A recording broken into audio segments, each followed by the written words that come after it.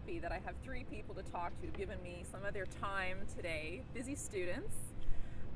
So I'm Belinda, I'm the CEO and I'm a director of Lamico Metals. And just to give you a sense of what we do, we are way at the beginning of the whole energy supply chain that we're looking to build in Canada. So we are looking at exploring, developing, and then extracting graphite and lithium, two of the most important components of the EV battery.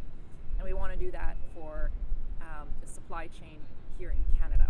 And if you can maybe introduce yourself. So it's Emma, and you're a student at McGill. Yeah, hi, I'm Emma. I'm a student at McGill. I'm from Vancouver, Canada. Yeah. West Coast. What are you studying? I'm studying gender and women's studies. Oh, wow. Okay, we could have a whole other conversation. Well, I'll tell you a little bit more about the women of Lamico as well, because I'd like to share that story. And Sam? I'm Sam. I'm from the Toronto area, and I'm studying business at McGill. Again, another whole lot of conversation we could have. Right. Excellent. I'm Dahlia. I'm studying art history, so nothing close to mining, but I'm from Toronto. And you do know that we have a work of art that I think is really cool. It's very different. It actually is an artwork that was done called Voices at the Table, and it's basically to show what the vision of working the land to explore and extract critical minerals, what it looks like and what that vision should be. So you'll be seeing that tonight. So I just wanted to mention that Lamico, we're also quite different in that we have a majority female board and majority female management team, which is quite unusual in our industry. And I really thought that was important because we want to be different and we want to reflect who the stakeholders are and the rights holders, meaning First Nations and Indigenous people. So we have two people who are working with us to represent First Nations and Indigenous viewpoints. And Dahlia will be meeting two of them tonight, one of whom you already know. So just to go back on what we were saying, we have about 20 million EVs on the road worldwide, and that number needs to go to about 200 million. We're completely changing how we look at transport because there's way too many greenhouse gas emissions coming from fossil fuels and regular cars. So what I wanted to chat with you about is, as a Canadian, do you see that we have an opportunity, knowing what you know, being a student, to really create a energy supply chain and renewable energy that is like made in Canada? Is that something that is exciting to you, and do you think that this is possible? Yeah. Maybe we'll start with the business student. Sure. I think that there's a huge opportunity in Canada to do that because we already have such a big non-renewable gas industry, especially in the West Coast. So we already have a huge gas and energy sector in Canada that I think we could kind of shift towards non-renewable, and I think we could kind of evolve that sector more as we move into the future. So I think we have that base that we can just continue to expand upon in the future. Well, I think that's great because I think it's important to know that we can't turn off what we're doing in terms of fossil fuels. There's so many jobs that depend on it, and we still need to evolve the technology so we can all be using EVs, right, on the road. Only 1%, maybe 1.5% of the heavy machinery on the road is currently electric. So we got a long way to go. I think now more than ever, we have a good chance at going more towards renewable energy sources, because my generation and the generations that are coming after me are so climate focused, and we have a lot more interest and drive to fix all the damage that we've done to the environment. So I feel now that more people are invested in fixing what we've done, we just get there's going to be more people and there's going to be a bigger workforce. That is great. Yes.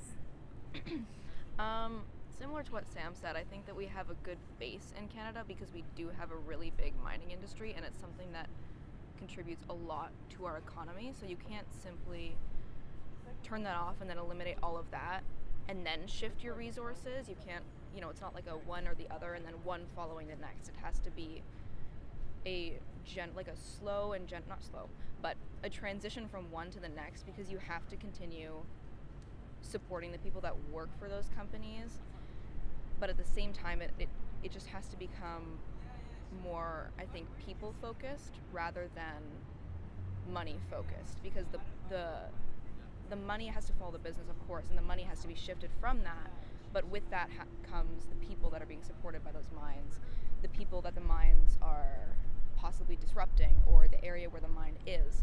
That's all people, and you're also the people controlling the mine. So at that point, it's all people, and from you, the investors, the people who have the money, can shift that. I think just focus more on the people, and then the money will follow. But you can't simply just decide to change where that money is going, like a flow of water, stop one, start the next, because it simply won't work like that. And obviously, as you've mentioned, it hasn't. You can't get millions of dollars at the snap of a finger. It's people. You have to work with people, and then that will happen. Yeah, I really like your ideas, and the challenge for somebody like myself is we have to acknowledge that in the past it can take 10 to 15 years from the time that you find that you have something that's economic as a resource, or even you have an idea that there's a resource in the ground that you want to extract and put into the market, 10 to 15 years before you're actually in production, because that's how long it takes to permit. And what we talked about before is we have to reduce our greenhouse gas emissions by 2030. We don't have 15 years to change. And we haven't been mining graphite at all in this country except for one project that's close to us, and they're running out of ore very soon. So to me, it's very interesting to both accept that we have to do things right, but also we have to accelerate. So if you were to say, from your point of view as somebody that's going to be likely driving an electric car, unless you're going to be borrowing your parents, or you're going to take over an older car, do you think we have an opportunity to create a brand with our raw natural resources in Canada? And what would that look like? Because you're creative thinkers. You're here to do things differently than my generation. So what would that look like to you? Would it be, wow, this company's run all by women, or this company is the most diverse? Let's talk about that. What would it look like to you? Invent. I honestly think if your company were to come up with like a fully electric car or something like that in Canada, not only is it run by women, you have a really diverse team, and you consult with like Indigenous and First Nations people. I think also something that you could really like hone in on would be the fact that like it's Canadian made and you make it for like Canadian winters. I don't know, because my family, we have a Tesla and an e-Golf, and they're not an e-Golf, like a Volkswagen electric Golf. Okay. And they're terrible in the winter. And we get winter tires and we get snow tires, and it just isn't great. And so like I guess if you could be like the Canadian electric vehicle, So almost like you remind me, I love thinking about other industries. I think about Canada Goose. Mm-hmm. They know what a Canadian winter Yeah. is, right? So how can we translate that into an automobile and a battery for us? That's cool. As well as what Emma was saying, I think just the fact that you're bringing people to the table that are historically not there in the mining industry, from what I know, I think is something that people will generally be attracted to, just knowing that people that are affected by the issue are having a chance to talk about it and having a say in it.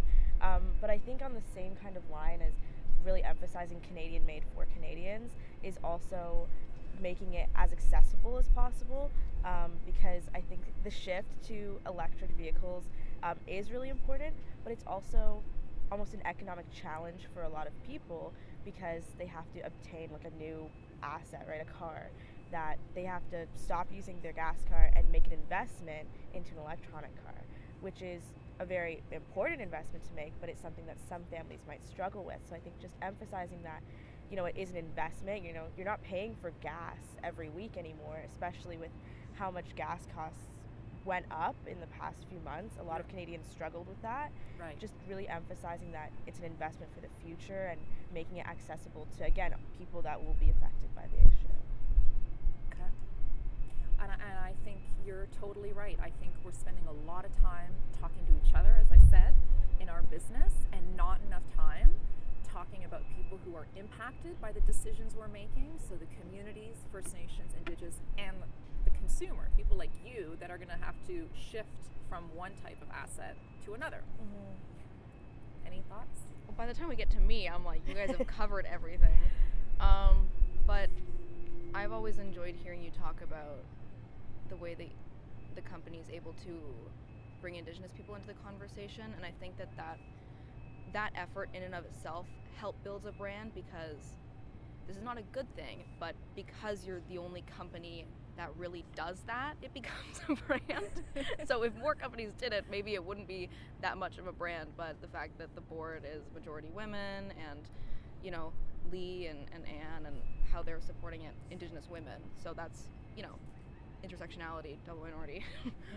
But I think that that's really, really important to put a focus on, because what that means is that you have people that are standing behind the company that have traditionally been very opposed to it, if that makes sense. Like, mining industries for a long, long time, it has not been teamwork, it has not been really any sort of interaction. It has been, we're doing this because we have the government's permission, whether you like it or not, and you're gonna have to figure it out and deal with it, and we're not gonna deal with the results of that and the consequences of that.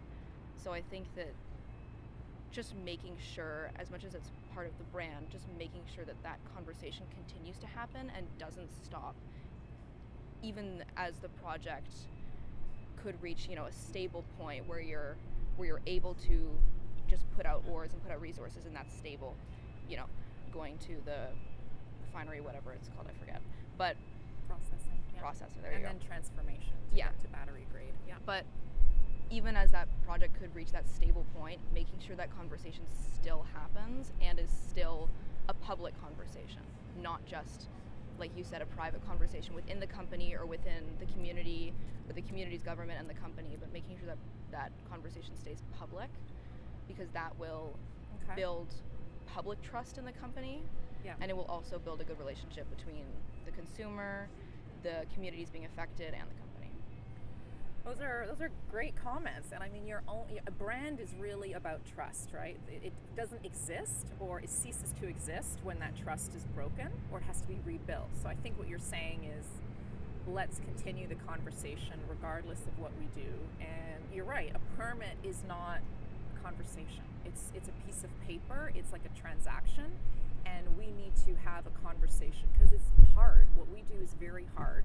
We have to get money to keep doing what we're doing. We don't have cash flow, and we need people to support what we do so that we can have the right to be in the community. And then at the end of all of that, we have to be sure that we have the right product for the Teslas of the world and Volkswagens, who are going to be the ultimate buyers of this. So we've got a lot of things that need to work together, and we have to be really creative and innovative in how we do that. And so that's what we want to be at Lamico, and we're going to have to still continue to change and evolve, but quicker, because we're in a very disruptive market. So I think this was a great conversation. Thank you very much. I hope that you, as somebody studying management, consider this as a career. We're going to be looking for people as we grow, and that you get involved to make sure that companies do the right thing and represent people properly, and that we are diverse and we have those, you know, difficult conversations with people who've been, you know, traditionally not at the table.